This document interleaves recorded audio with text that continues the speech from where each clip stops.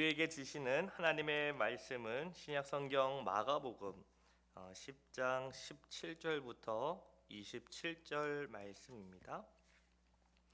마가복음 10장 17절부터 27절 말씀을 우리 한 절씩 돌아가면서 읽고 마지막 27절 같이 읽겠습니다.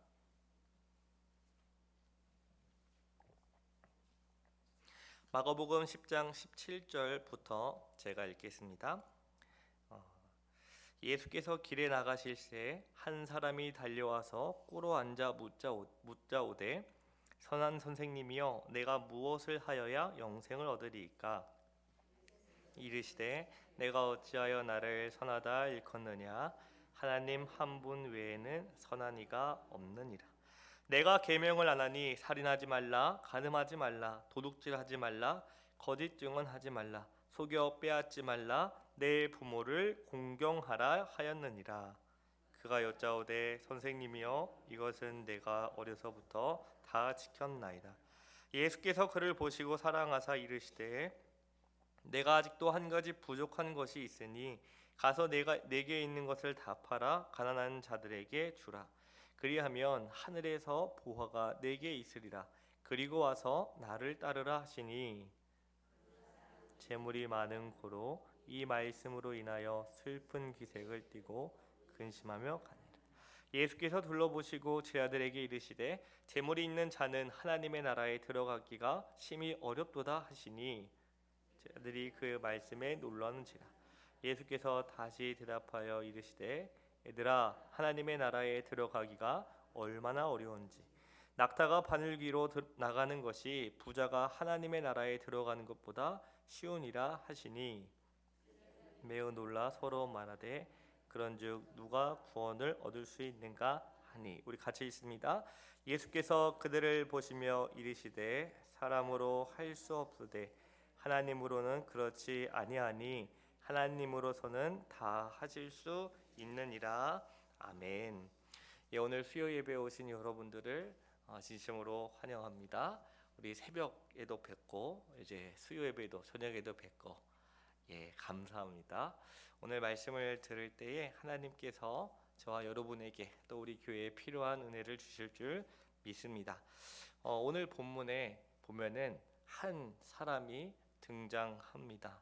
그 사람의 인생에 있어서 가장 중요한 주제이자 질문은 과연 어떻게 하면 내가 영원한 생명 또는 하나님의 나라 한마디로 구원을 받을 수 있을까라는 그 고민, 그 질문을 아주 진지하게 했던 사람이 예수님을 찾아왔습니다. 그리고 예수님 앞에 무릎을 꿇었죠. 그러면서 예수님께 이렇게 말합니다. 선한 선생님이여 내가 무엇을 하여야 영생을 얻으리이까? 이 장면은 처음부터 우리를 이제 잠시 멈추게 합니다. 이 사람이 이 질문을 하는 것은 그저 예수님한테 잘 보이기 위해서 한 것이 아닙니다. 그토록 자기 인생에 있어서 가장 중요하게 여겼던 정말 심각하게 고민했던 것들을 예수님께 가지고 와 겸손히 무릎을 꿇고 물어보는 것이지요. 이 질문에는 묘한 긴장이 있는데요. 내가 무엇을 하여야 영생을 얻으리까?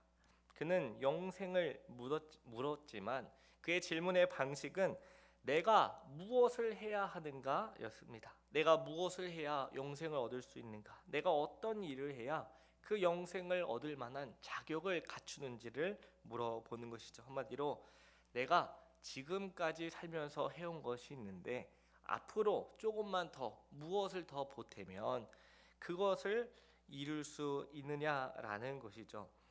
이 질문은 우리와 무관하지 않습니다. 제가 예전에 어떤 그 유튜브에서 그런 질문의 영상을 봤어요. 내가 지금 예수님을 믿고 신앙생활을 잘하고 있는가요? 아니면 잘하지 못하고 있는가요? 그런 질문에 대한 어떤 이제 목사님이 답해주는 영상을 봤습니다. 제가 우리 오늘 오신 여러분들께 한번 여쭤봐도 되겠습니까? 여러분들은 예수님을 믿고 난 다음에 신앙생활을 그래도 좀 잘하고 계십니까? 아니면 내가 예수님을 믿긴 믿은 것 같은데 아직은 좀 부족한 것 같습니까? 여기에 이제 그런 게 있죠. 과연 나의 그 신앙생활의 잘함과 잘 못함의 기준을 어디에 두느냐? 그런데 사람들은 이런 그런 습관이 있는 것 같습니다. 그러니까 내가 예수님을 잘 믿고 신앙생활을 잘하고 있는 그 기준을 잡고 내가 지금 무엇을 하고 있느냐, 아니면 내가 지금은 조금 부족하지만 앞으로 조금 더 무엇인가를 하느냐 못하느냐에 따라 이 정도면 그래도 내가 신앙생활을 잘하고 있지, 그래도 내가 저 사람보다는 다른 누군가보다는 잘하고 있지 않느냐, 한마디로 나의 행위, 나의 행함으로 우리 신앙의 그 척도를 확인하고 있다라는 것이죠. 오늘 이 청년이 어떤 면에서는 비슷하게 물어보는 것 같습니다.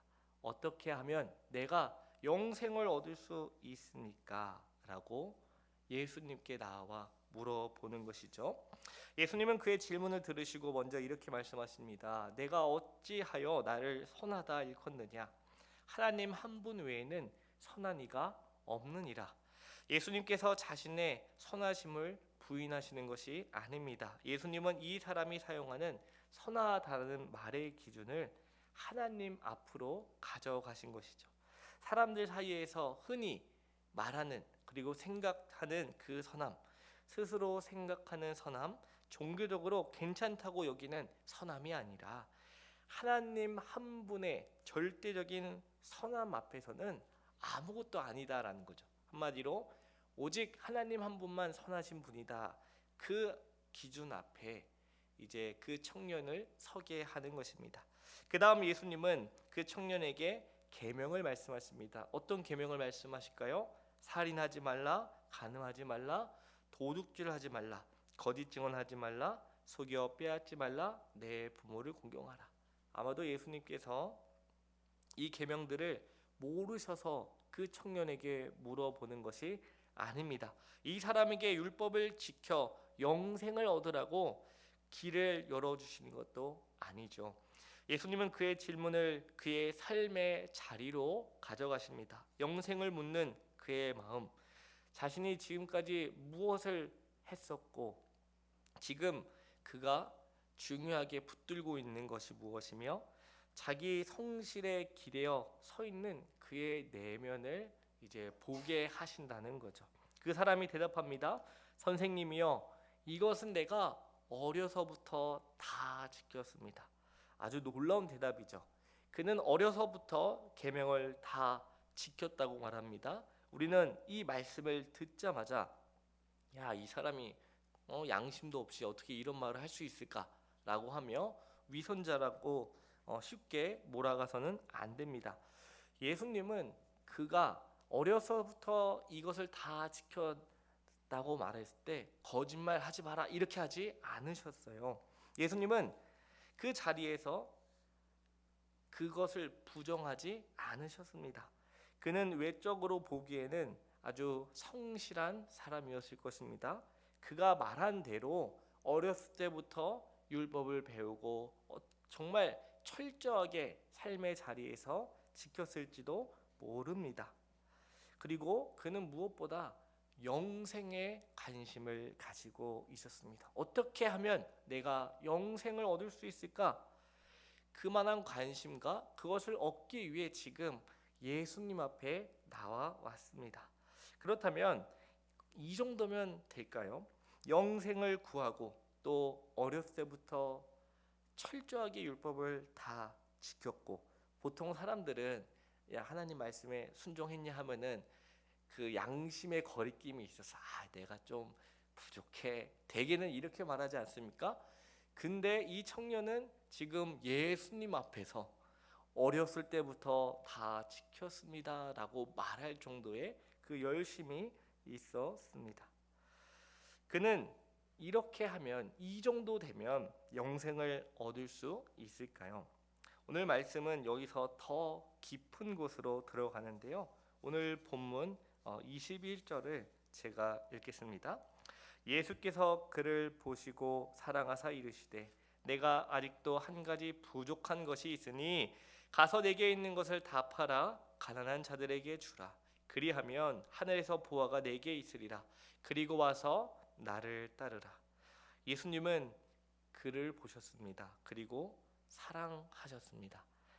이 말씀이 중요합니다. 예수님의 말씀은 그저 그 사람을 무너뜨리기 위해서, 시험하기 위해서 아주 매섭게 노려보지 않았다라고 말씀합니다. 예수님은 그를 정말로 사랑하셔서 그가 정말로 영생을 얻었으면 하는 그 사랑하는 마음으로 말씀하시는 거예요.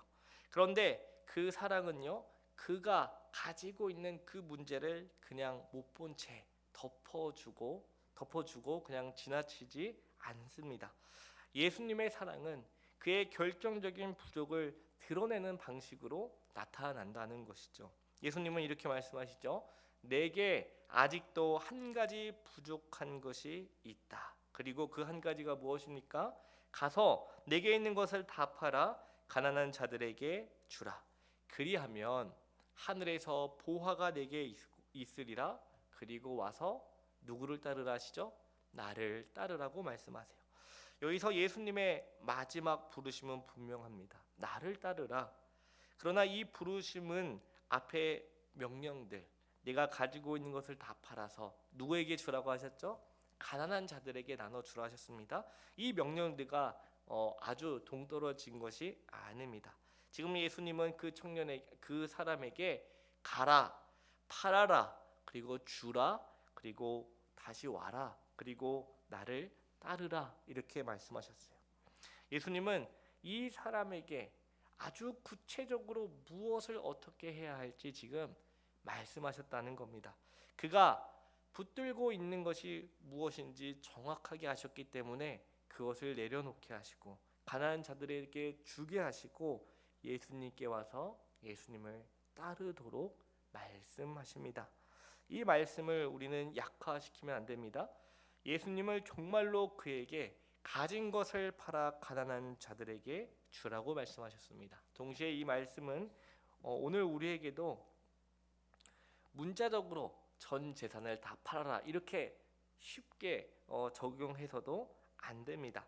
오늘 본문에서 예수님은 이 사람의 가장 깊은 의존의 대상, 그러니까 그 사람이 다른 건 다 내려놔도 이것만큼은 내려놓지 못하고 붙들고 있는 것이 무엇인지를 드러내신다는 겁니다. 그게 무엇이었을까요? 바로 재물이었습니다. 재물. 그는 영생을 원했지만 재물을 내려놓고 예수님을 따르는 자리로 나아가지 못했습니다. 22절은 그 결과를 말합니다. 제가 읽겠습니다. 그 사람은 재물이 많은 고로 이 말씀으로 인하여 슬픈 기색을 띠고 근심하며 가니 이 사람은 떠나갔습니다. 달려왔던 사람, 예수님 앞에 엎드려서 물어봤던 그 사람이 이제 떠납니다. 영생을 구했던 사람이 근심하며 떠납니다. 왜 그렇죠? 그는 재물이 많았기 때문입니다. 오늘 본문은 그가 재물을 예수님보다 더 사랑했다고 직접적으로는 말하지 않습니다. 물론 그렇게 말할 수 있지만 그것보다는 그는 재물이 많았고 예수님의 말씀으로 인해 근심하며 떠났다고 말합니다. 여기서 우리는 이 사람을 손가락질만 할 수가 없습니다. 아이고, 저희는 보통 그러지 않습니까? 성경을 읽으면 아이고, 이스라엘 백성들이 왜 그랬을까? 그 놀라운 기적을 보고도 아직도 정신을 못 차리고 나 같으면 이렇게 했을 텐데 라고 저는 그런 생각을 해봤습니다. 오늘 우리가 본문을 읽을 때도 그렇게 쉽게 손가락질 할 수 없다라는 거죠. 왜냐하면 그는 우리와 멀리 떨어진 특별한 사람이 아니기 때문입니다. 그는 영생을 원했습니다. 마찬가지로 우리도 영생을 원하지 않습니까? 그는 하나님 앞에서 괜찮은 사람으로 서고 싶었습니다. 이것은 때로는 우리도 마찬가지입니다. 그는 자신이 지켜온 것들을 말할 수 있었어요. 그래서 예수님 앞에 내가 어렸을 때부터 이것들을 다 지켰다라고 말했습니다.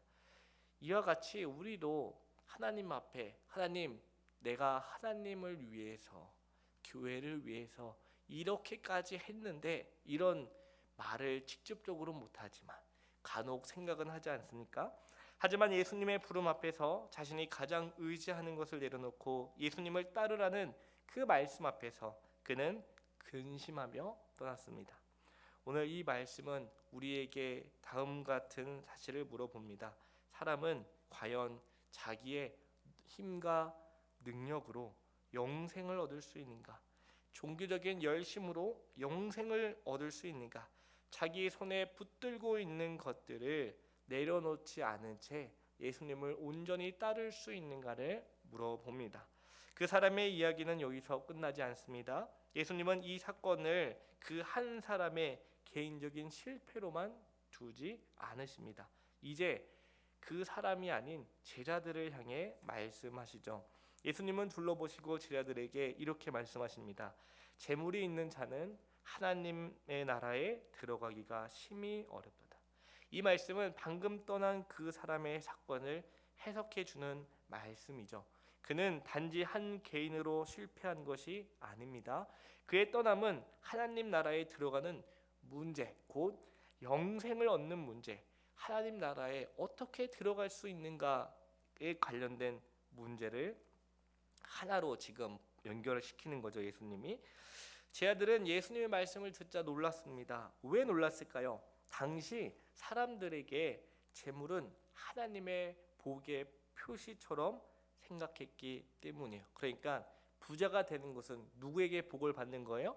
하나님께 복을 받았다는 아주 정확한, 아주 명시적인 표시였습니다.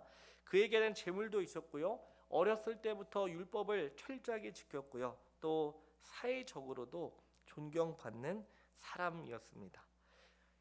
그러면 당연히 자연스럽게 우리는 이런 사람이야말로 하나님 나라에 가까운 사람 아니냐, 영생을 얻고 구원을 얻기에 아주 적당한 사람이 아니냐라고 말할 수 있습니다. 그런데 오히려 예수님은 정반대로 말씀하셨습니다. 재물이 있는 자는 하나님의 나라에 들어가기 어렵도다. 이 말씀은 단순히 돈이 많으면 나쁘다, 부자는 천국에 들어가지 못한다, 그런 말이 아닙니다.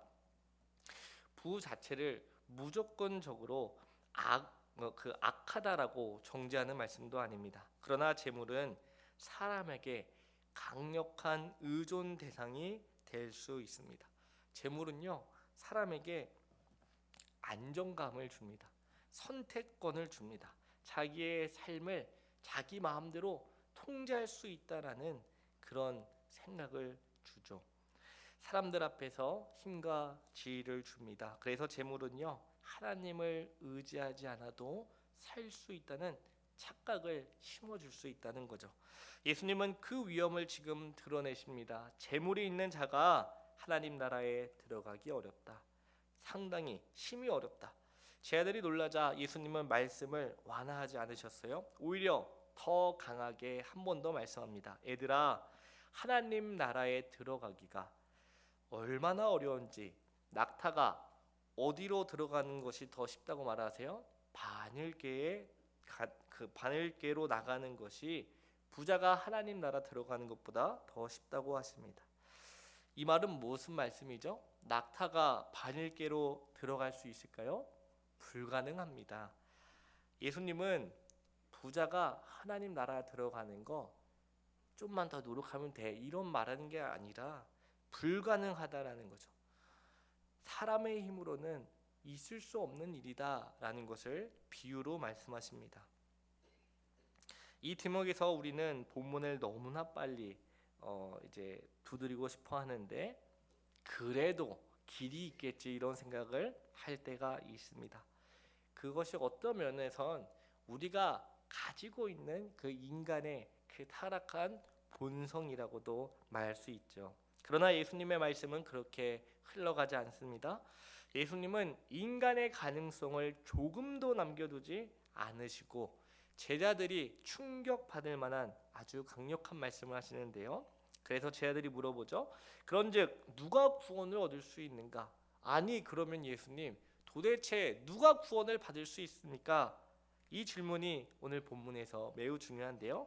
이제 이 이야기는 한 사람의 문제에서 넘었습니다.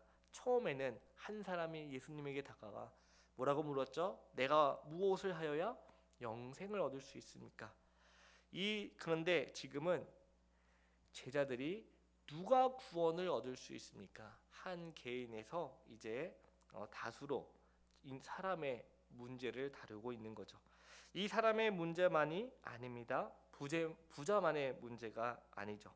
재물 많은 사람에게만 해당되는 문제가 아닙니다. 이 제자의 질문은 모든 사람의 질문입니다. 누가 구원을 얻을 수 있는가? 누가 하나님 나라에 들어갈 수 있는가? 누가 영생을 얻을 수 있는가? 이 질문 앞에 우리는 겸손할 수밖에 없죠. 내가 오랫동안 신앙생활을 했다고, 내가 직분을 맡았다고, 내가 교회를 섬겼다고, 내가 말씀을 잘 알고 있고 그동안 그 누구보다 헌신했다고, 내가 남들보다 성실하게 살았다고 그렇게 자랑할 수 없고 말할 수 없습니다. 사실 이런 것들이 전부 아무런 의미 없다, 쓸데없다 이런 말은 아닙니다. 근데 중요한 것은 그런 것들이 우리에게 영생을 얻게 할 수 없다는 거죠. 사람이 자기 힘으로 영생을 얻을 수 있을까요? 사람이 자기 성실함으로 하나님 나라에 들어갈 수 있을까요? 사람이 자기 결단과 자기의 의지로 구원을 만들어낼 수 있을까요? 이 제자들의 질문은 곧 우리의 질문이기도 합니다. 그러면 누가 구원을 받을 수 있느냐라는 것이죠. 물론 이런 질문을 우리는 좀 당연하게 하는 경향이 있습니다. 이제 교회 생활을, 신앙 생활을 오래 하다 보면 뭐 여러 삶도 바쁘고 문제도 바쁘고 막 익숙해진 것도 있어서 구원에 대해서, 영생에 대해서, 하나님에 대해서 이제 물어보지 않는, 그러니까 궁금해하지 않는 경향이 조금씩 나타납니다. 왜냐? 어렸을 때부터 많이 들었고 또 고백했고 또 시간이 오랫동안 생활하다 보니까 뭐 그런 걸 물어 당연히 가는 거지라고 생각할 때가 있습니다. 하지만 낙타가 바늘기로 들어가는 것보다 어렵다고 예수님은 말씀하셨습니다. 자, 그러면 누가 구원을 얻을 수 있을까요? 그래서 예수님이 이제 제자들에게 보시며 말씀하시는 거예요. 사람으로는 할 수 없으되 하나님으로서는 그렇지 아니하니 하나님으로서는 다 하실 수 있느니라. 오늘 이 말씀이 마가복음 10장 17절부터의 결론입니다. 예수님은 사람으로 어렵지만 조금만 더 노력하면 된다고 말씀하지 않으셨습니다. 사람으로는 힘들지만 종교적으로 더 열심히 살면 가능하다고도 말씀하지 않으셨어요. 예수님은 분명히 말씀하셨어요. 사람으로는 할 수 없어. 우리는 할 수 없다고 하셨습니다. 이 말씀 앞에 우리는 겸손히 낮아질 수밖에 없습니다. 영생을 구한 그 사람도 할 수 없고 어려서부터 계명을 지켰다고 말한 사람도 할 수 없습니다. 재물이 많은 사람도요 할 수 없습니다. 또 오늘 우리도 할 수 없습니다. 이것은 구원은 사람에게서 나오지 않는다는 것입니다. 영생은 무엇인가 열심히 했기 때문에 주어지는 보상이 아니라는 겁니다. 하나님의 나라는 자기의 그 업보를 쌓아서, 자기의 그것을 쌓아서 들어가는 나라가 아니라는 것, 사람으로는 할 수 없다는 것을 예수님은 분명히 하십니다. 그런데 예수님의 말씀은 여기서 끝나지 않습니다. 만약 여기서 끝났다면 이 말씀은 우리에게 엄청 큰 절망을 줄 겁니다. 우리는 할 수 없구나. 이게 무슨 말이에요? 우린 이제 끝났구나. 이렇게 되는 거죠. 그러나 예수님은 이어서 말씀하십니다. 하나님으로서는 그렇지 않다. 하나님은 하실 수 있다. 다 하실 수 있다 말합니다. 사람으로는 할 수 없지만 하나님으로는 하실 수 있습니다. 사람에게는 불가능하지만 하나님은 가능하십니다. 사람은 영생을 자기 힘으로 얻어낼 수 없지만 하나님은 사람이 할 수 없는 것을, 그 영생을 주신다고 말합니다. 여기서 오늘 말씀은 하나님이 어떤 분이신가를 우리에게 나타내죠. 하나님은 억지로 우리에게 막 노력해서 최선을 다해서 구원을 얻으라고 하지 않으십니다. 오늘 말씀, 예수님의 그 말씀은 사람의 가능성을요 아주 하나하나씩 무너뜨립니다. 아무리 진지해도요 충분하지 않고요, 종교적으로 성실해도 충분하지 않다고 합니다. 재물도 영생에 도움이 되지 않는다고 합니다. 그리고 마지막으로 예수님은 말씀하시죠. 하나님으로선 다 하실 수 있다. 그러므로 이 본문은 단순히 재물을 포기하라 그런 말씀이 아닙니다. 물론 재물의 위험성을 말합니다. 예수님의 부르심 앞에서 우리가 붙들고 있는 것이 있다면 다 내려놓아야 한다는 사실도 분명히 말씀합니다. 그러나 오늘 마지막 절에서 내려놓고 더 해라, 더 결심하라가 아니라 사람에게는 불가능한 구원을 하나님은 하실 수 있다라는 선언을 합니다. 그렇다고 예수님의 부르심이 아무런 의미 없는 것도 아닙니다. 예수님은 그 한 사람에게 네가 가지고 있는 재물을 다 팔아서 가난한 자들에게 나눠주라고, 그리고 와서 나를 따르라고 했습니다. 하나님이 구원을 가능하게 하신다는 말은 예수님의 말을 가볍게 하는 것은 아닙니다. 오히려 우리가 자기 힘으로는 그 부르심 앞에 설 수 없음을 인정하게 하는 것이죠. 그러므로 하나님의 은혜를 구하게 됩니다. 오늘 말씀을 통해 우리는 우리 자신을 돌아보아야 합니다. 나에게 과연 재물은 무엇일까? 단순히 여기서 말하는 재물은 그런 돈만을 말하는 것이 아닙니다. 내가 예수님보다 더 안전하게 느끼는 것, 내가 내려놓으면 무너질 것 같아서 꼭 붙들고 놓지 못하는 것, 하나님보다 더 실제적인 힘이 있는 것처럼 내 삶을 좌지우지할 것 같은 그런 것을 믿는 것이 무엇인지를 돌아보아야 합니다. 어떤 사람에게는 그것이 돈일 수도 있죠. 또 어떤 사람에겐 직장일 수도 있고요. 또 어떤 사람에겐 사람에게 인정받는 것일 수도 있습니다. 또 어떤 사람에게는 도덕적인 자부심일 수도 있습니다. 또 어떤 사람에게는 사역의 결과일 수도 있죠. 특별히 이제 교육자들에게 열심히 했는데 뭔가 눈에 보이게 막 그런 일이 일어나면 좋지 않겠습니까? 그런데 때로는 그것 자체가 우리가 붙들고 있는 것일 수도 있다라는 겁니다. 그리고 어떤 사람에겐 그래도 나는 이 정도면 괜찮은 사람이다라는 자기 확신일 수 있습니다. 그러나 그것으로는 영생을 얻을 수 없습니다. 하나님 나라에 들어갈 수 없고요, 구원을 만들어낼 수 없습니다. 한마디로 아무것도 아니다라는 것이죠. 이 말씀 앞에 서면은 우리는 자꾸 무너지는 것 같습니다. 우리가 사라지는 것 같죠. 아무것도 아닌 것처럼 보일 수도 있습니다. 하지만 그럴 때 비로소 하나님의 은혜가 보입니다. 내가 할 수 없다는 사실이 분명해질 때, 그 사실과 그 현실 앞에 내가 인정할 수밖에 없을 때, 정말 인정하기 싫고 외면하고 싶고 피하고 싶지만 그거를 받아들일 수밖에 없을 때, 비록 고통스럽지만 하나님의 하신다, 사람으로는 할 수 없지만 하나님은 다 하실 수 있다라는 말이 복음으로 다가온다라는 것이죠. 영생은 사람이 자기 힘으로 얻어내는 것이 아닙니다. 영생은 하나님이 주시는 겁니다. 이 말씀은 우리를 결코 교만하게 만들지 않습니다. 오히려 우리를 더욱 낮아지게 하는 것이죠. 내가 얻어낸 것이 아니기 때문입니다. 우리에게 거저 주신 하나님의 은혜요 선물이기 때문입니다. 그 모든 것을 하나님이 우리에게 주셨다는 것을 알기 때문이죠. 또한 이 말씀은 우리를 절망하게 만들지 않습니다. 사람으로는 할 수 없지만 하나님으로서는 다 하실 수 있기 때문에 나 자신을 보면 불가능하다는 것을 알지만 그 절망할 수밖에 없지만 내가 붙들고 있는 것이 사실은 나를 구원하지 못한다는 것을 깨닫게 되면 그것만큼 비참할 수밖에 없지만 오히려 그것을 통해 예수님을 따르게 되고 하나님께서 예비하신 그 영생을 얻게 된다면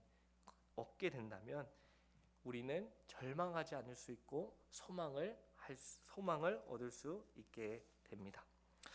그러므로 우리는 이 말씀 앞에서 자기의 힘을 자기가 붙들고 있는 것, 아직도 내려놓지 못하는 것, 다른 사람은 잘 모르지만 나만 알고 있는 그것, 하나님의 알고 계시고 보고 계신 것들을 다 내려놓아야 합니다. 그럴 때 하나님께서 우리에게 영원한 생명, 하나님의 나라, 구원의 은혜를 베풀어 주실 것입니다. 예수님 앞에 나왔던 그 사람은요, 영생을 구했습니다. 그러나 자기 손에 붙든 것이 너무나 많았고 너무나 그에겐 커 보였기 때문에 근심하며 예수님을 떠났습니다. 제 아들이 놀라서 물었죠. 그런즉 누가 구원을 얻을 수 있는가? 사람으로는 할 수 없으되 하나님으로서는 그렇지 않다. 하나님으로서는 다 하실 수 있다. 이 말씀이 오늘 우리에게 그대로 들려져야 하는 거죠. 영생은 사람이 얻는 것이 아닙니다. 사람이 자기 힘으로 얻을 수 있는 것이 아니죠. 하나님이 주시는 겁니다. 우리는 불가능하지만 하나님은 가능하십니다. 그러므로 우리의 그 시선이 우리 자신에게 머무르는 것이 아니라 내가 붙들고 있는 것에 머무르는 것이 아니라 우리를 구원하시는, 우리를 사랑하셔서 우리를 하나님 나라에 들이시기를 원하시는 하나님을 바라보아야 합니다.